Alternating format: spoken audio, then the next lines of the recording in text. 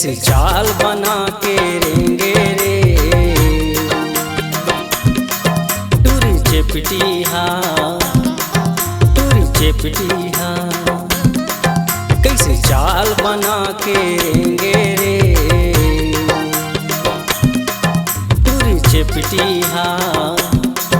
टूरी चेपटिया एखर माया मैहा मोहा गयो गाड़ी कस बैला मैहा बंधा गयो एखर माया मैहा मोहा गयो गाड़ी कस बैला मैहा बंधा गयो कैसे आँखी मिला के रेंगे रे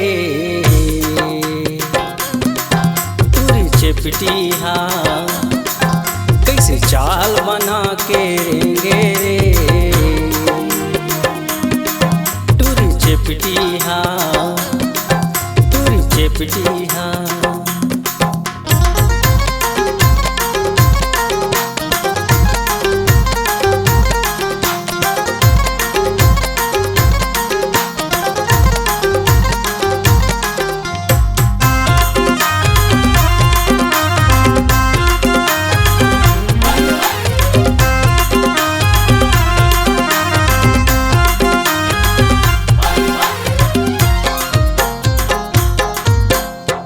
का बताओ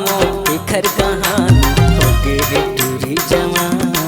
सपना में टुरायो मोह मोहा चेहरा है भारी सनान का बताओ एखर कहानी हो गे हे टूरी जवान सपना में टुरायो मोह मोहा चेहरा है भारी सनान एखर गली माँ मैहा दाई दादा संगी साथी भूला गयो एखर गली माँ मैहा गवा गयो दाई दादा संगी साथी भूला गयो कामुहनी डार के रेंगे रे टूरी चेपटिया कैसे चाल बना के रेंगे रे टूरी चेपटिया